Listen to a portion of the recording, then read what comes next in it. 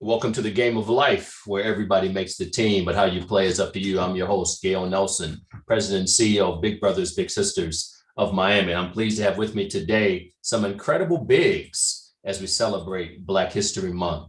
Coming up next, we have Austin Keynes, our big brother of the year, Nitima Jackson, big sister, and Rob Collins, big brother as well. So we are so excited about having them with us today. And when you think about these incredible bigs and what they've done, we're going to have some fun today. So let me go back and bring our bigs in right now. Stand by, stand by.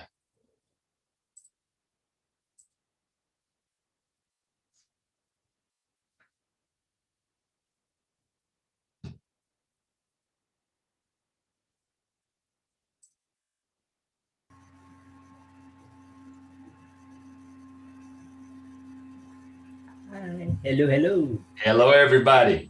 Hello, Hello. hello. How are you guys doing today? Great. How are you? Fantastic. Excellent, excellent. There we go. I was waiting Good. on Austin to join us as well. And thanks for being with us, guys. And let me just do something very quickly. Can you all see those pictures on your screen? Yes. Excellent. Okay, so let me go ahead and do a little something. What about those? What about? Let me go back. Hold on a second. There we go. This one. And Oh my. so first of all, welcome, welcome, welcome. As we celebrate Black History Month, as we celebrate mentoring, it's a pleasure to have you all with me today. Rob, Natima, and of course Austin. So let's talk about these pictures first of all. And I got it before I stop sharing on the screen. In the top pictures, I see quite a few. So let me start with you, Austin. I usually go ladies first, Natima, but because I got these images, I got to go ahead and let our big brother of the year, Austin Keynes, talk to us first. And as you look at these pictures, and as you think about where we are, what does Black history mean to you, Austin? Great. Gail, good afternoon. It's after 12. But for Black History Month, to me, it's about giving thanks and gratitude to my forebearers, those who have came before me.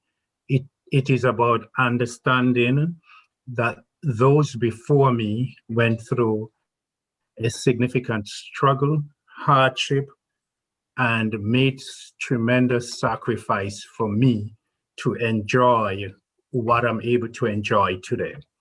They were persecuted, and because of that struggle, I enjoy being able to attend school freely, go to college, get an education, and being able to be accepted and be respected and vote on issues that impact my people, which are key things. So to me, it's about giving thanks and gratitude back to my forefathers. And as you look at these pictures, we're going to talk about Stephen in a little bit, but I want people to, we give thanks for you is our big of the year, Austin, because you see a little boy on that screen and you see a grown man as well. And you see mom, you see family. And so I want to just thank you because we are thankful for you and what you have done, as well. Team, I'm going to you next. And I just put up on the screen some beautiful pictures, Tima. And I call you Tima because I just know you that way. So sorry, Miss Jackson, that should be a song. See what I did there, Rob? See what I did? And I am for real. Natima, again, as you think about these beautiful pictures, we're going to talk about your little sister in a minute. What does Black history mean to you, sister? Yes, Black history is a time to reflect on what our ancestors so hardly fought for and to remember also their great contributions that afford us. We're able to do great things and like the doorknobs and fire extinguishers. Our ancestors are amazing, and we are to live out their great legacy as well and create more legacies. So yeah, Black history is amazing always, not just February, every day of the year, but I'm glad we take out this time and make it very special so that our kids, can see where we come from and where we're going. I love that. And again, Austin mentioned gratitude and giving thanks. Use the word legacy. And I see you and this beautiful young lady, your little sister. And so we're building legacies, and Black history is made daily. So, Rob, now we go to you. And I see a little guy. And again, I don't know who's happier, you or him. Yeah. We're going to talk about that too, brother. But I like giving this backdrop because all of you are incredible bigs. So, Rob, the same question goes to you, brother. What does Black history mean to you and for you? For me, when I think about Black history, it's about recognizing how for so long and still, even now, the extent to which our history gets left out because we were on the losing end of so many things in history. So as a result, we don't get to tell our tales as much. And I appreciate that it's a chance to highlight a lot that has, frankly, very purposefully been left out and omitted. So I appreciate that it's a chance to spotlight contributions that really had been left out of the story on purpose. Well, I appreciate that. And so now I stop the share so we can get into it a little bit. And again, those images that you all saw that are joining us, and thank you all for joining us that are with us through the various platforms, YouTube, Facebook, whether you watching live with us now, or if you're going to check us out later on. We're here with three incredible bigs: Big Brother Austin, Big Brother Rob, and Big Sister Natima. And I just want you all to know that as we celebrate Black History Month, Black history is not limited to a month. Black history is made daily. And what you all are doing in this podcast is all about, it's a mentoring podcast. We talk about relationships. We talk about race. We talk about resources in our community and investing in our community. And I'm just thrilled. I'm privileged to know each and every one of you, but also to have you all as guests on the show today. As we think about the challenges we faced in 2020 and the ongoing challenges we face right now, let's talk about hope. Let's be solution focused. It's one thing to complain. It's one thing to state an issue. But when it comes to our children and investing in our community, we need to be solution focused, forward thinking. And so I want to start with Rob on this one. Rob, what gives you hope for race relations for the future? What gives you hope for the future regarding race relations? In all honesty, this is up my avenue. I'm a lawyer at a nonprofit that fights discrimination in housing. That's my full-time job. And so when I think about the campaign platforms that a lot of people, especially in this part of the country, the Southeast, the campaign platforms that politicians had 60 years ago, segregation now, segregation forever, like that's what they were selling, right? And we've come to a point, at least, and you could argue about whether it's enough yet or anything, but at least we've come to a point where now you call a politician racist and they want to say, oh no, it's not me. At very least, that shows, okay, the needle has moved as far as what mainstream society will accept. We have a long way to go. But as we saw the energy behind the Black Lives Matter protests in the summer of 2020, that wasn't going to happen in 1980. You don't even have to think about 50, 60 years ago. You think about 40 years ago, within some of our lifetimes. Things like that, there's no way it would have happened.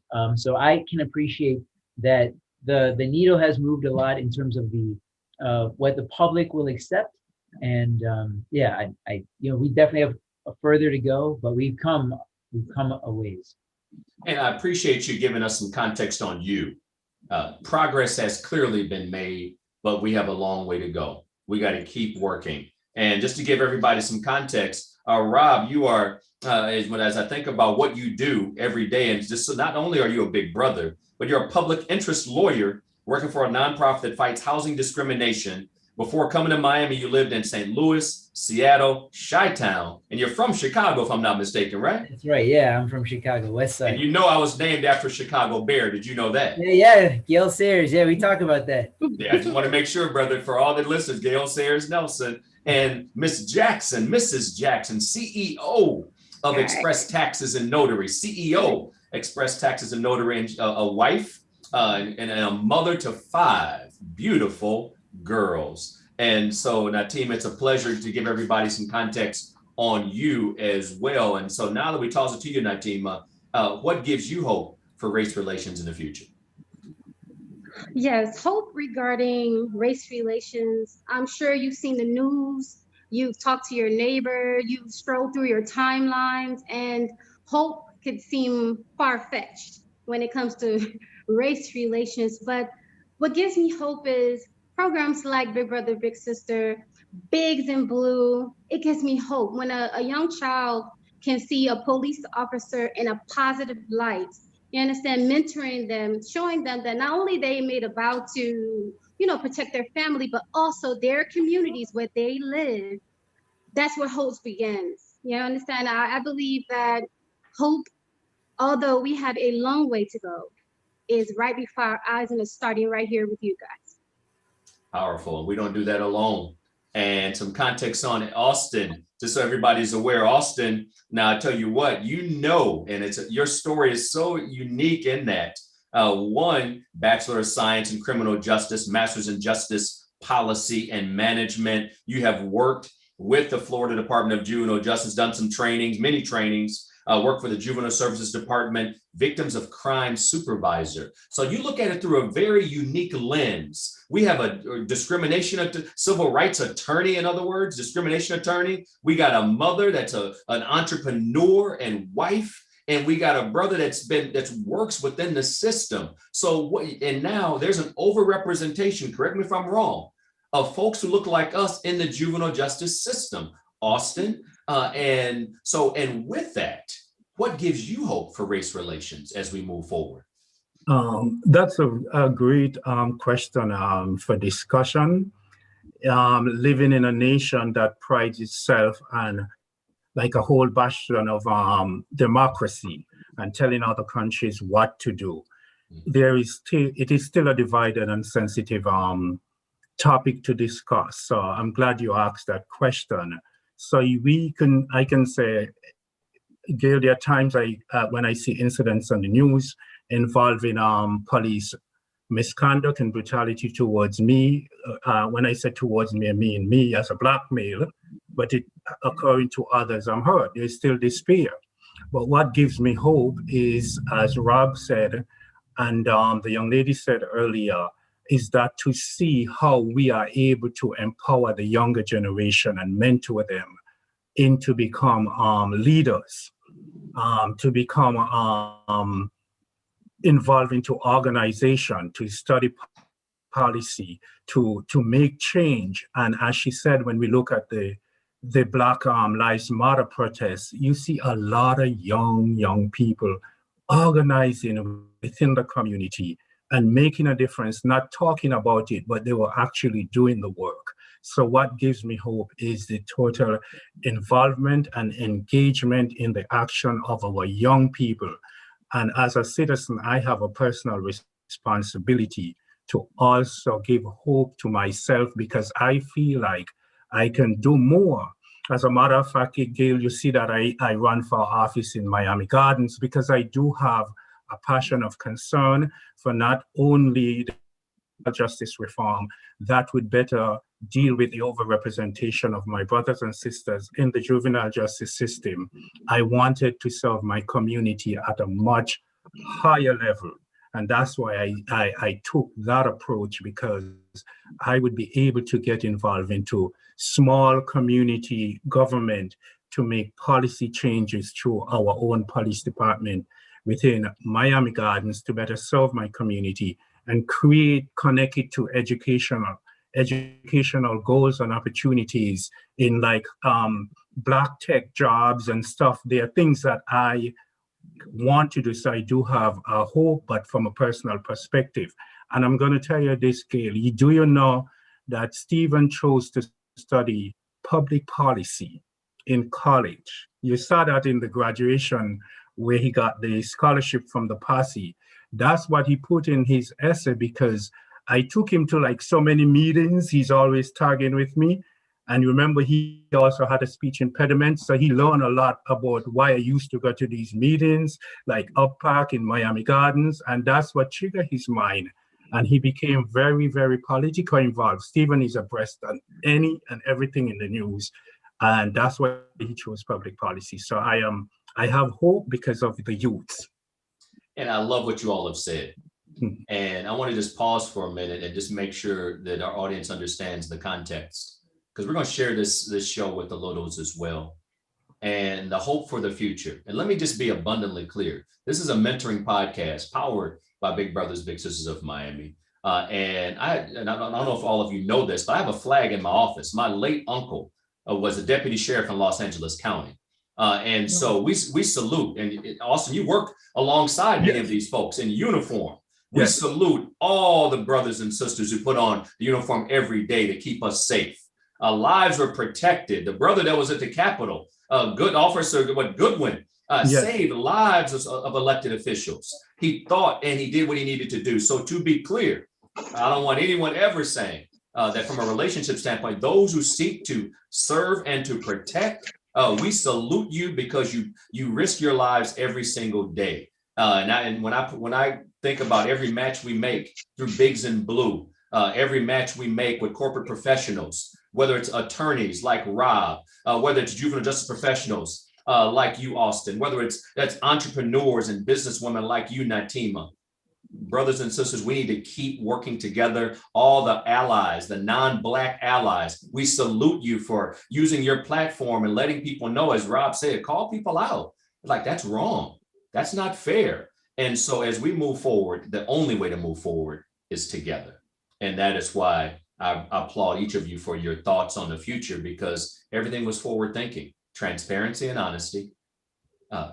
Again, the youth and mentoring, as Natima said, but then also making sure we get involved, civic engagement, staying involved as well. Speaking of involvement, and Austin, you touched on it a little bit, but Natima, I want to start with you, sis. What motivated you to become a big? Well, it was paying it forward. When I was a little girl, I grew up in the inner city of Miami in the late 70s, early 80s, in the projects. And at that time, crack was rampant. And so I looked around, I was like, oh my gosh, is this gonna be my existence? I had a mentor. She was my 4th grade teacher, Miss Susie Brady. No matter what my situation was, she would refuse to allow me to soak in that. And she would always encourage me to do better. I used to stutter. I could hardly say my name. And so she would say, you want to speak properly? I'm like, yes. And so she would practice with me day in and day out. And she was determined that I was going to be determined that I was going to be something special. And she was right. So, paying it forward.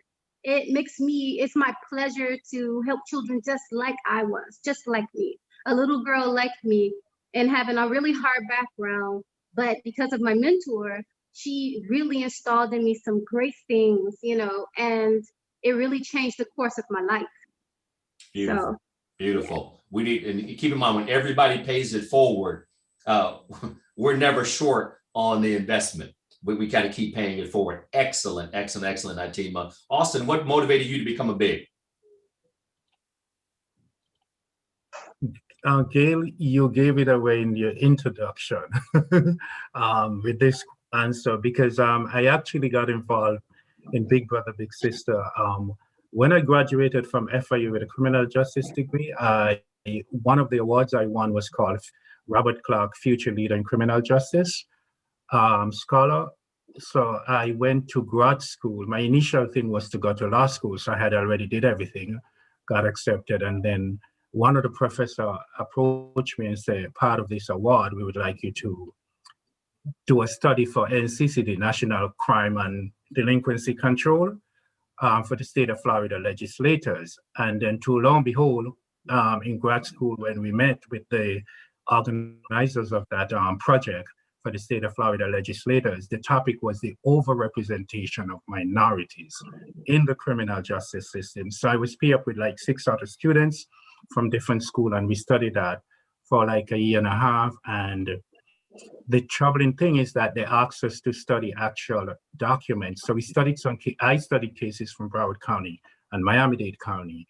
And what I found out was that our Black kids were particularly treated different from their white counterparts. There's a clear case standout in my mind. The arrest, the charge was the same, but the white kid was released to the parents from over back to the drift center.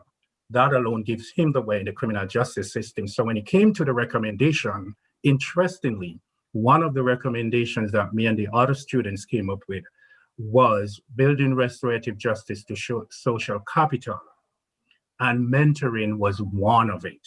So I talked to a lady named Gayla Munnins from Barry University, and while I'm interviewing her, she's recruiting me to come to a training for Big Brother, Big Sister at Universal Truth Center in Miami Gardens when she realized what I'm doing with the study. And I did actually attend the training. So you'll remember, Christopher was my first kid. Through that study gave me the opportunity to identify mentoring as a solution for our Black males to keep them out of criminal activities. And I did the training and I became a big, and so Christopher was my first kid who graduated successfully from high school. I still have a relationship. As a matter of fact, Sunday, Christopher brought me food to my house and drop it outside and call me and say, come outside, your food is sitting at your front door. And Stephen was the second kid who just graduated successfully. So that is actually what triggered my way of becoming a mentor to help deter our young men and women from the criminal justice system, give them someone they can trust, and I can complement their life through the opportunities that Big Brother, Big Sister so diligently and skillfully provide to us as mentor to the kids so that they can be who they are today, like the success of Stephen and Christopher.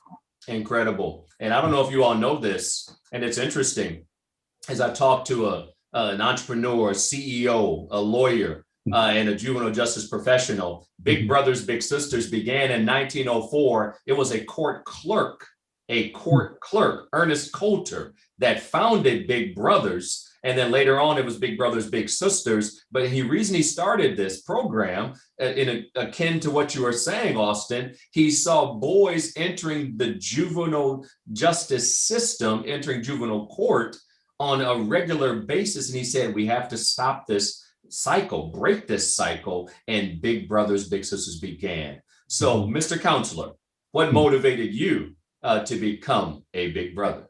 I'm going to have to take the response of my fellow panelist. I agree with her that it was really just paying it forward. I thought about when I grew up, I had a lot of mentors. I had my parents, I had coaches, I had teachers, a lot of people who really looked out for me. And when I came to Miami, I came here for the University of Miami for law school, and I just wanted to volunteer in the community and give back to that same idea, that same overall system that took care of me when I was a kid. I wanted to be a part of taking care of other kids.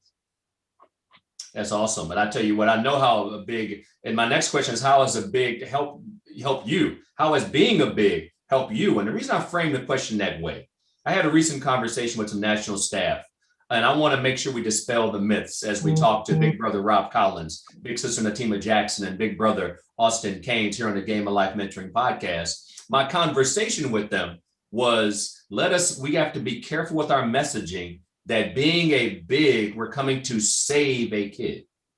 Our kids don't need to be fixed. Our kids are full of potential. Our kids, and so we want to dispel the savior complex. Let me go help this poor child. No, sir, no, ma'am. You can inspire that young lady, that young princess. You can inspire that young prince. You can, again, and watch them blossom. And I know you all are with me on that messaging. But, and just to make sure it's even clearer, I want to ask you all, starting with you, Austin, how has being a big helped you? being a big helped me like very, I would give it like socially and personally as my answer. I actually learned to listen a lot more from being a big and just shut up when my littles talk to me and and and listen and find out what another person wants or what is important to them. I learned how to compromise. I remember one time we went to the movie and I wanted to see a particular reason that movie and he wanted to see a particular movie and we had to sit there and compromise just to decide on two tickets. And I also learned also that it's important to have trust, develop trust in yourself so that my little can gain trust in me and also be on time and never falter and like appointments. Like I reached to a point where at one time in my first match that I realized it's very important not to disappoint him. So how to get up, if we say 10 o'clock, we're going to play basketball, are we going jogging, that I'm ready and be there at 10 o'clock because so it helped me a lot personally and it helped me with social skills. I never used to talk a lot. I'm always quiet. My mom would say that. So I gained a lot of stuff from being a mentor in developing my social skills and my personal self that helped me not only in my match relationships, but in my relationships on a whole with family members and everything. I learned how to listen, trust people, people can trust me and to be on time and not to disappoint people. You're getting a lot out of this, brother. I tell you what, I should charge you then. Right. No, that's excellent. I mean, you talk about those life skills you are learning by being a big. You're making an investment in these young men, and they are paying it back. Excellent, excellent, excellent. We're gonna come back to that point. Rob, how has being a big helped you? I definitely want to respond to what you said about that we're not saving them. That's I can't even. I'm so glad you said that because that's a big. I think that's a big part of like a lot of social services is that often in an attempt to solicit for donations, people make whoever their clients are look like such charity cases, and it's really hard to see. And it really, Khalil is my friend for life, my little brother, and it's hard for me to see him see that. You know, I don't want to see him watch himself be portrayed as this like, oh, he's so pitiful, whatever. So I really appreciate that you said that because that's a good call. And I think unfortunately you have volunteers even more than donors. You have volunteers who are face to face with the kids who actually think that, and they do get in that idea, that mindset that they're saving these kids. So I really appreciate that you said that, and I think that's something that volunteers, sometimes could be trained on, and to recognize, like, hey, they're people just like you. Maybe they just don't have your safety nets. Maybe they just don't have your resources, but otherwise they are you. So for me, though, I mean, Khalil's a friend for life. He was the ring bearer and actually the entire bridal party at my wedding with my wife's little sister. The two of them were our bridal party. I mean, being a big has helped me. I was when Khalil and I met, I guess I was 25, and I didn't have my own kid till I was 31. And I treated him like he was an adult when we first met.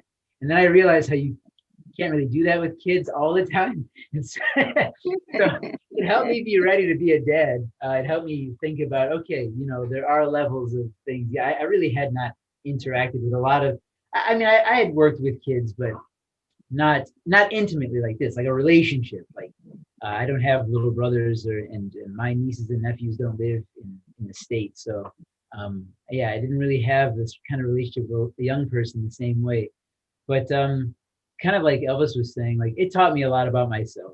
I've learned where I need to grow. I learned to control my temper better and to be more patient. I've learned to think critically about the world and my place in it. I think when I'm talking to Khalil about his place in the world, what to do if the police pull you over, why you should hold doors for people, why you should volunteer. it makes me hear myself and be like, yeah, Rob, you should be considerate of what's the world and your place in it. What are things that you can change? What are things you can't change? What are things, if you say hi to somebody and they don't say hi back, what do you do the next time you have an opportunity? You say hi to the next person. Like these lessons that I try to impart to him, it was just saying it out loud made me think about it. So yeah, I've gotten infinite amounts. I can't even begin to say how much I've benefited from being a big. So this thing is working out pretty well for you all as Yeah. bigs. And I know, Rob, I must say, when you and your little came to a flag football game over at FIU, one of my first encounters with you, and you were like just a speeding fro that went just Black History Month. The fro just went by me so fast. Yeah. I'm thinking, you got to be kidding me. I don't know if you were the big or the little. So I know what else you're getting out of being a big. You can run by me playing flag football. So you're very welcome, brother. Well, no problem. You remember that, don't you? Oh, yes, I do. It better not show up on ESPN top 10. I'll just say that to you as well, brother. Take it easy on me. Natima, certainly last but not least on this particular question, and I think it's important, and you all are given such great, vivid context on why it's so important to serve, because when one person gets matched, 2 lives are changed forever. Right. And so, Natima, what has being a big done to help you? Well, being a mom of 5, you can always be in mommy mode, right? And with the littles, I have a little brother and a little sister. I've gotten so much better at listening, because you must listen. When you're a mentor, you're not their mom. You are their sister. And I thought I knew how to be a sister since I have 5 siblings, but they have me to listen, and it's been my pleasure listening to them, confiding with them, guiding them, leading them. It has been my pleasure and has brought about a change. Even my children like the change. Well, so listening I guess, one of those things where, do what I tell you. I'll do the talking, you do the listening. So now I'm way better at listening, and it really helped me a lot. So your children, and I know your kids, they're like, you're a better mommy. This big sister thing is great. Keep helping those kids because it's better at home. So I love it. I love it, guys. And one final question, and I really appreciate all of you spending some time with me today. And this is how we bring it home. The mission of Big Brothers, Big Sisters is to ignite the power and promise of our youth. Again, not to fix youth, not to save youth. And every time we tell a match story, we are so sensitive. We tell the story. And sometimes that story includes foster homes and maybe an incarcerated parent and all that. But that's their story. That's their truth. But the key is this young man, this young lady has tremendous potential. Support them. Invest in a program that can provide the bigs that can walk alongside them. That's why we exist. And again, yes, you from a tax standpoint, 501c3 charitable contribution, but no, this is an impact investment. See, let's talk business. When you invest in Big Brothers, Big Sisters, you are making an impact investment. And you want to know why? Let's find out why. So now here we go. Rob, your little brother, you mentioned he was in your wedding, and your wife, your beautiful wife, who we know very well and love. The bridesmaid, and they were both in your wedding party. But tell us about your little brother then and now as we head toward the future. Yeah, when I met Khalil, he was 8. And honestly, he wasn't, I don't know how to put it, he wasn't that driven as far as school. He was there. He had good attendance, whatever. And he wasn't cutting up later. He wasn't going crazy or anything. But he didn't care that much. I mean, and he'll tell you that himself. I'm not revealing any news. But in our time together, and actually kind of like we talked about before, I'm not necessarily taking credit for it. But in our time together, now he's 21, and we still talk 2-3 times a month. And he's up in Tallahassee at FAMU, and he's pursuing a nursing degree. And he's completely on track to graduate college on time and everything. So in the 13 years that I've been lucky enough to be with him, I've seen him decide that he wants to take control of his future.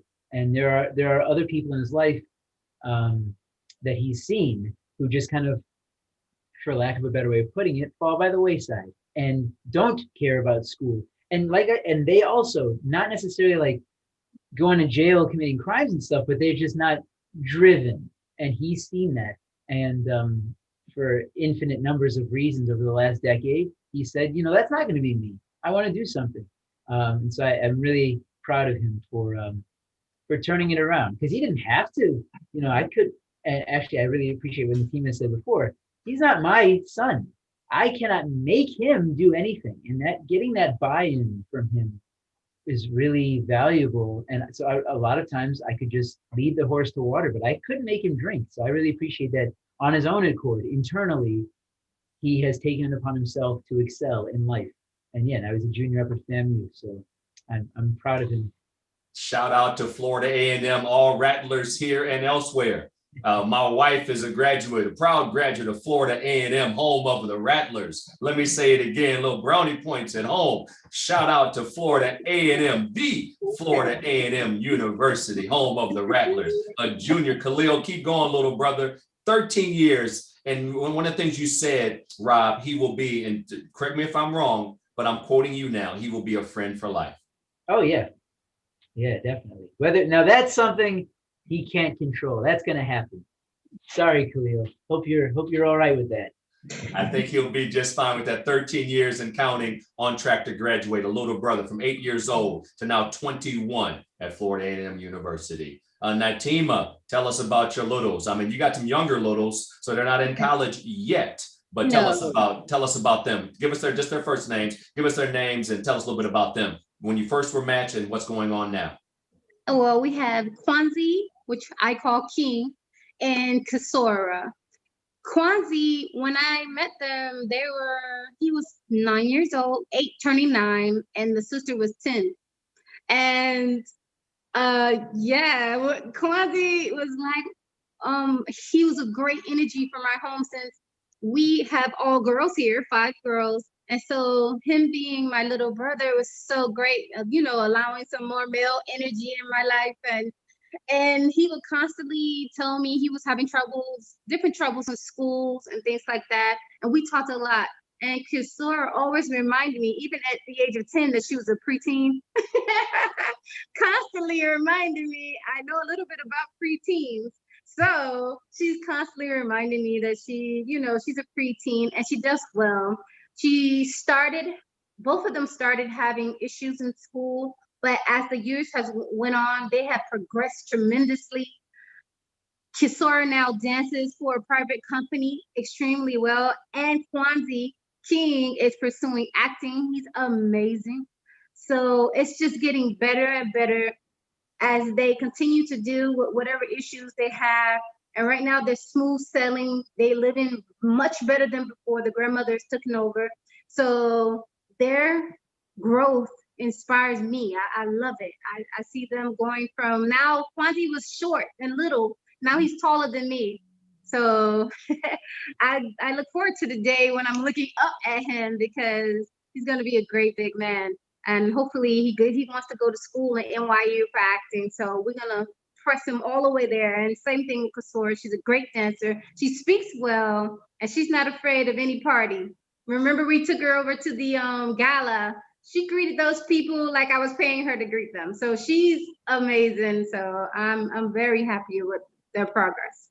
As we talk Black history, I think of great dancers like Debbie Allen, and I think about actors like the Morgan Freemans of the world and the Cicely Tysons, the late Cicely Tyson. And so Black history made daily. So as we think about your littles, that little boy and that little girl, from college graduates at Florida A&M to future dancers and college graduates at NYU and acting. So the future looks bright. Thank you, Natima, for that as well. And last but not least, and I know where this story is going, I have seen it firsthand at our gala at the beautiful Ice Palace, the last gala as COVID and the pandemic really started to set in on March 7th of 2020. on stage number 1. Austin, you stood next to a young man who stood tall, who told his story and some of his challenges. So I'll use this as a relay. You're the anchor man today, so bring us home, using a track and field analogy. Bring us home, if you will, Jesse Owens style. See how I'm throwing in some Black history there? Bring us home, Jesse Owens style, Austin. Tell us about your little brother then and now. My little brother then and now, it's an amazing, as Gail said, transition and story. Interestingly, I met Stephen in elementary school, and I was trying to figure out if he was in 6th grade or 5th grade, but Stephen had like many challenges. As Gail mentioned, I work for JSD, but I used to do the night shift. So instead of Stephen call his mom, he knows I'm home in the daytime, he will call me. And in one week, Stephen, like, just to give you a history as Gail asked the question, he was suspended 3 times in 1 week when I met him. He never used to talk because, as Gail said, he talked about his story on stage 1 last year because he had a speech impediment and was afraid to open his mouth, and he would react. And I think the teachers and the school officials somewhat think that was a behavior issue, but it seems like he used to protect himself. And so every time they would try to suspend him, I would get up off my bed and I would got on there, and a lot of times I'm by myself because my wife is military and a lot of times she's overseas. So I would have the time to go. So every incident of suspension, I was there because I don't know, like for your audience, when you're big, you can sign up on the school roster so they know who you are when you come there. There is no question as long as you show your ID, you're representing Big Brother, Big Sister. So I would get involved. I cut every suspension. Once I show up, they would not suspend the kid because they would look at her, well, how come he's listening to you? How come he's respecting your behavior? And then talk about like poor grades and because he would not perform in school or participate. He wouldn't play sports and so on. So when I got involved and got him to speaking to me and start trusting me, as Gail said, I would take him to every Big Brother, Big Sister event because I'm home in the daytime. His first football game was with me, the flag football at Miami Gardens. His first basketball, up until now, he's still trying to beat me in a basketball game. I don't know how, you remember the story with Rhoda Bear on CBS Matters? He told the reporters, no, you got to come to the park because I want to beat him on camera. He still was trying to beat me. You know, he plays sport. He loved cross country. And amazingly, academically, Stephen grown so much as a young man in such a way that his academics went straight up to the roof because of my involvement in school. If you see one of the pictures Gail showed, that was when he went to middle school. That was his graduation picture, not high school. And you see the trophies in his hand because he wanted me to be there to see how much trophies he's going to get when he went to middle school. His academics went up the roof. Thanks to Big Brother, Big Sister with their relationship with Miami-Dade College. Stephen went in from 10th grade, started taking college courses from Miami-Dade while he was in high school. So when Stephen graduated from 12th grade last year, Stephen also received a degree, an associate degree, because he had so much credits that I myself wasn't aware of into the School of Advanced Studies. So he wouldn't be that long in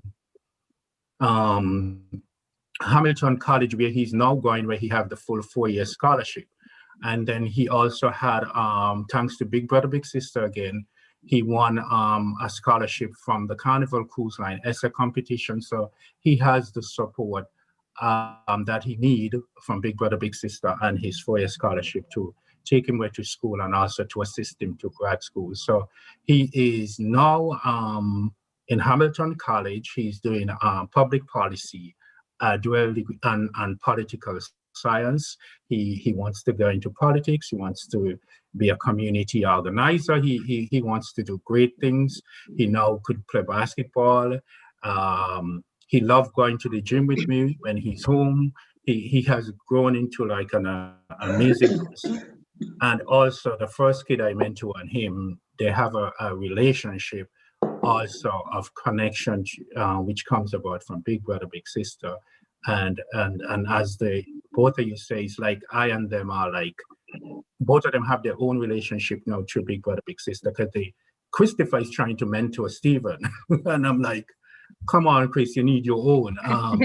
And they have me in a chat that sometimes I'm paying no attention to their chat about their girls and dating.